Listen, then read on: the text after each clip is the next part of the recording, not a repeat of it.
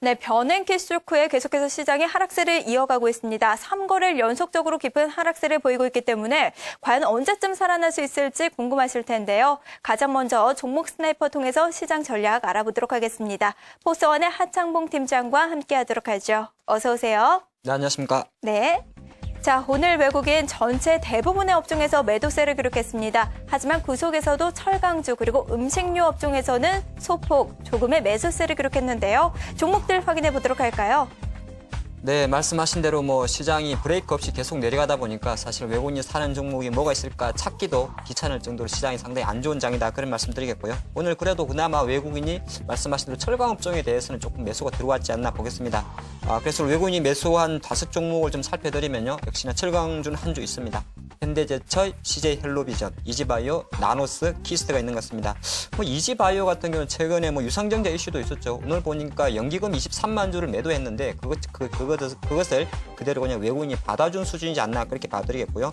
나노스 같은 경우도 유상증자 이슈가 좀 있었던 것 같은데 글쎄요 지금 이제 청약이 진행 중이니까 최근에 IT 종목 중에서 많은 종목들이 정자를 나오고 있는데 그런 물량 기간 매도하는 것을 좀 받아준다. 그 정도만 좀 접근하면 어떨까 싶습니다.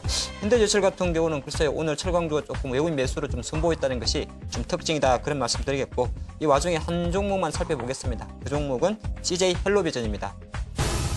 지금 CJ헬로비전은 사실 정말 잘 갑니다. 오늘도 실제적으로 한 1.6% 상승을 하면서 18,850원 장중한 때 50주 신고가에 기염을 토했는데요. 사실 저도 조금 이해가 안 갑니다. 왜 그러냐면 실적은 좀 좋은데 심리적인 요인에서는 지금 CJ그룹 이재현 회장이 검찰 소환을 앞두고 있기 때문에 CJ그룹 리스크를 좀 갖고 가지 않나 싶었는데 그런 흐름에도 불구하고 CJ헬로비전은 사실 CJ그룹 리스크는 조금 차치하고 일단은 개별 모멘텀, 실적 모멘텀 쪽에 좀 포커스를 맞추면서 그래도 계속적으로 외국인의 콜을 좀 받고 있지 않나 그렇게 봐드리겠고요. 일단은 주식이란 건 그렇지 않겠습니까? CJ헬로비전의 그룹 리스크가 좀 갖고 있더라도 모멘텀이 된다면 오히려 외국인의 매수는 좀 받침이 된다. 그렇게 CJ헬로비전을 접하면 좋을 것 같고요. 차트 잠깐 보면서 전략을 좀 말씀드리도록 하겠습니다. 저는 항상 똑같은 말씀을 드리는 것 같아요. 신규주는 공모가 지지 여부가 트레이딩 관점의 포커스인데 CJ헬로비전은 지난해 하반기 상장 이후에 공모가는 16,000원이었습니다. 하지만 연초 이후에 계속적으로 16,000원이 어느 정도 지지되는 3중 바닥의 흐름을 보였다는 건 상당히 긍정적이다 볼 수 있을 것 같고요. 수급적인 면에서도 보시다시피 외국인의 매수는 기본이거니와 오늘 역시나 또 기관의 매수까지 조금 받침이 되면서 최근에 장 대비해서 아웃퍼포먼스 상승 탄력을 보여준다 그렇게 말씀드리겠습니다. 전략적인 면에서는 자신은 없습니다. 따라붙을 자신이 없는 종목이라고 제가 누차 말씀드리고요. 지금 현재 좀 짧게 보면 17,500원에 있는 21선을 조금 지지하면서 이틀 연속 반등했다는 게 좀 특징이고요. 또 하나가 무시할 수 없는 것이 사실 그룹 리스크를 저는 좀 생각해야 될 것 같습니다. 그 말 자체는 앞으로 CJ그룹의 행보가 크게 바뀌겠습니까만 조금 부담이 된다면 상승시 추격 매수하기는 조금 부담스럽고 오히려 어제 그제처럼 또 내려올 가능성이 좀 있어 보이기 때문에 18,000원 이하 정도에서의 매수가 좀 적당하지 않나 그렇게 보겠습니다. 네, 반면에 기관은 오늘 투신을 중심으로 매수세를 기록했습니다. 특히나 IT와 자동차주 쪽으로 매수세가 몰렸는데요. 자세한 종목들 확인해 보도록 하죠. 네, 말씀하신 대로 기관이 1,000억 정도 사긴 샀는데 외국인이 파는 거에 대해서는 좀 약했다 그런 말씀 드리겠고요. 아무래도 보니까 대부분이 외국인들 파는 것을 또 밑에서 받쳐주는 그런 수준이 될 것 같습니다. 기관들이 오늘 매수한 종목들은 보니까 낙폭 과대적으로 좀 많았던 것 같아요. 그 종목들은 GS, 삼성전기, 대덕전자, 원익IPS, 메일유업 있는 것 같습니다. GS라든지 삼성전기, 대덕전자 같은 경우는 최근에 낙폭 과대 측면에서 기관의 매수가 좀 들어왔지 않나 그렇게 봐드리겠고요. 메일유업은 오늘 음식료 업종 중에서 일부 종목이 강세를 보이는데 그 강세 중에 한 종목이 바로 메일유업이었다 그런 말씀 드리겠습니다. 이 중에서 한 가지 종목만 살펴보겠습니다. 그 종목은 원익IPS입니다. 최근에 보면은 최근은 아니죠. 5월 달부터 지금까지 그 중소형 IT 부품주 중에서 그래도 계속적인 러브콜을 받는 것이 바로 반도체 장비주인데 바로 원익IPS도 마찬가지인 것 같습니다. 하이닉스 주가는 이번 주 조금 주춤됐습니다만 반도체 장비주를 순두로 해서 원익IPS라든지 테스 같은 종목은 오늘도 반등 흐름을 좀 보였다 말씀드리겠고 오늘 하이닉스에서 그런 이야기를 한 것 같습니다. 공장을 증설하는데 디램이랑 낸드 플래시를 같이 증설하는 게 아니라 돈 안 되는 디램은 좀 접고 모바일기에 많이 들어가는 낸드 플래시 공장 비중을 좀 크리겠다 그런 말을 나오는 것이고요. 이 원익IPS는 반도체 장비 업종입니다. 장비 업종은 어떤 수혜가 있냐면 하이닉스는 SK 하이닉스나 삼성전자 같이 반도체 라인을 설정하면 그 공장 옆에다가 바로 붙여서 만들어야 됩니다. 반도체 장비 업종은. 그렇기 때문에 다른 어떤 반도체 장비보다도 국제적으로 이런 그 반도체 종목보다도 이 장비업 종들은 항상 설비 투자 이야기가 나올 때마다 수혜가 된다. 그런 말씀 좀 드리겠고요. 잠깐 차트 보면서 좀 말씀드리도록 하겠습니다. 뭐 약간 종가는 빠졌어요. 장이 좀 밀리다 보니까 빠졌는데 그래도 장중한 때 7,350원까지 오르면서 그래도 지금 현재 원익 IPS의 상승 트렌드는 기타 코스닥 지수 대비해서는 상당히 견고하다 그런 말씀 드리겠고요. 투자자별 동향에서도 외국인 매도가 조금 나와서 빠졌는데 외국인 매도를 기관 쪽에서 27만 주 좀 받쳐줬기 때문에 오늘은 특징이 계속 팔고 있던 투신 쪽에서 25만 주 거의 오랜만에 매수가 들어왔다는 측면에서는 조금 반등 가능성이 좀 목을 둔다 말씀드리겠고요. 투자 전략은 어쩔 수가 없습니다. 오늘 7,300원 정도가 21선이었죠. 그래서 어느 정도 최근에 있던 이쪽 매물이 될 것 같습니다. 약간은 악성 매물에 따른 어느 정도 밀림이 있었다 말씀드리겠고 전략상으로는 글쎄 투자는 사실 확률 게임이라도 하는데 저는 5일 연속 양봉이었기 때문에 이제는 내일장 정도의 음봉이 나온다면 음봉이 나온다는 것은 가격적으로 대략 한 6,900원 이하가 될 것 같습니다. 즉 61선을 조금 지지력 생각하시면서 6,900원 정도로 떨어졌을 경우에 한번 분할 매수로 좀 접근할 수 있는 종목이지 않나 보겠습니다. 네, 마지막으로 신고가 기록한 종목 확인해 보겠습니다. 오늘 특징적인 부분이라면 창투사 관련주들이 급등세를 보였다는 건데요.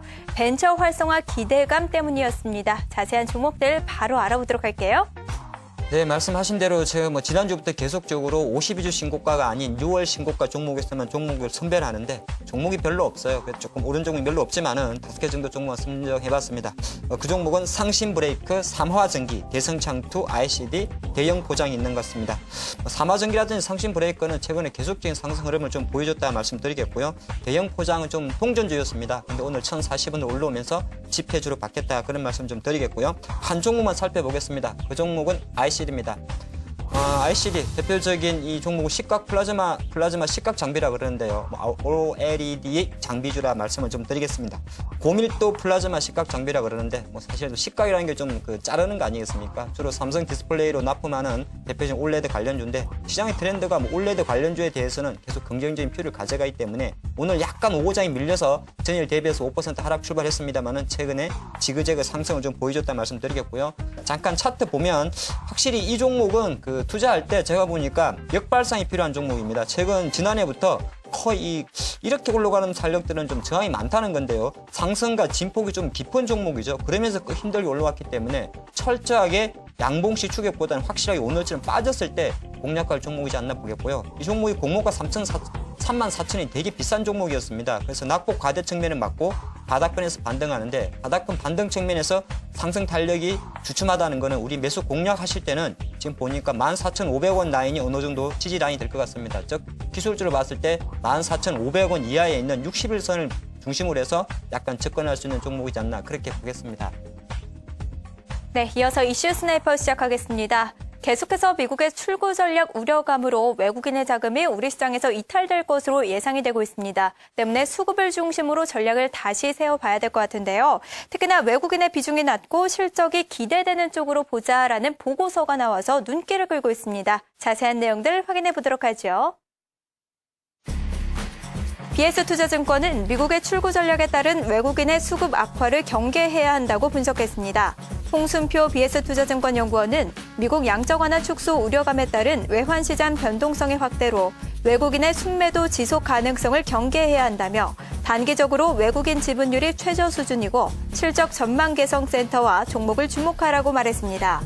그는 특히 산업재와 유틸리티 섹터의 경우에는 2분기 영업이익의 컨센서스가 점진적으로 개선되고 있다는 점도 이미 비울 만큼 비운 외국인이 추가적으로 순매도에 나설 가능성을 낮춰줄 것이라고 설명했습니다. 네, 당분간은 외국인의 매도세가 계속해서 이어질 것으로 보이기 때문에 외국인의 비중이 굉장히 낮은 그런 섹터 쪽으로 주목해서 보자라는 분석이 이어지고 있습니다. IT와 소비재를 제외한 섹터가 제시가 됐는데요. 구체적으로 어떤 전략을 세워야 되는 것인지 좀 더 자세한 내용들 알아보도록 하죠. 네, 올해 출시량을 놓고 딱 첫 번째 떠오르는 단어를 하나로 딱 적어보라 그러면 바로 외국인 매도입니다. 사실 연초부터 뱅가드 관련 물량 때문에 많이 빠졌었고요. 최근 접어들어서는 또 미국의 양적 완화 축소 이야기. 사실 시장에는 저는 기관들의 리포트도 조금 중요한 역할을 하는 것 같습니다. 사실 아직 출구 전략은 아닌데 보통 기관의 이 리포트에서 출구 전략이라는 표현을 써버리다 보니까 우리 투자가분들의 투자 심리는 상당히 안 좋다 이렇게 볼 수 있습니다.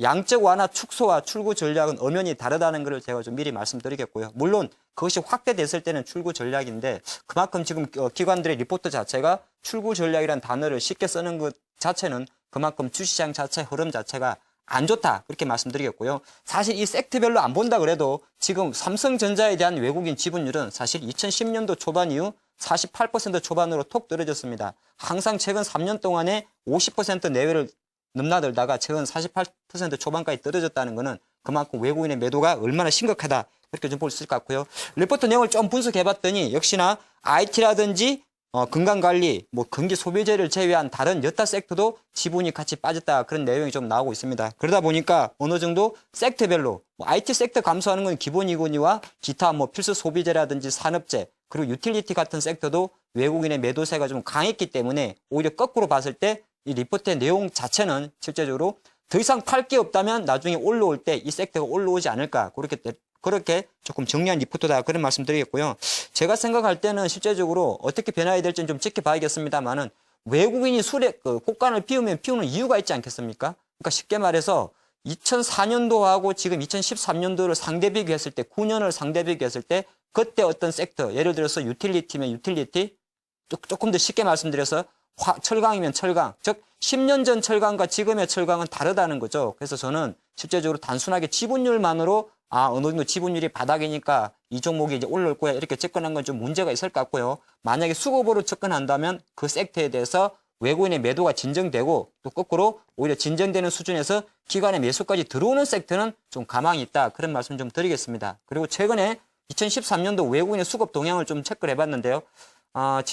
오늘 기준이죠. 6월 24일 기준 보니까 코스피 시장에서 최근 6개월 동안 대략적으로 10조 원 정도를 주식을 팔고 있습니다. 특히 6월달 접어들어서 빨간색이 외국인의 코스피 매매 동향인데 4조 원 정도 팔고 있죠. 급격하게 매도세가 나오고 있다. 그런 말씀 드리겠습니다.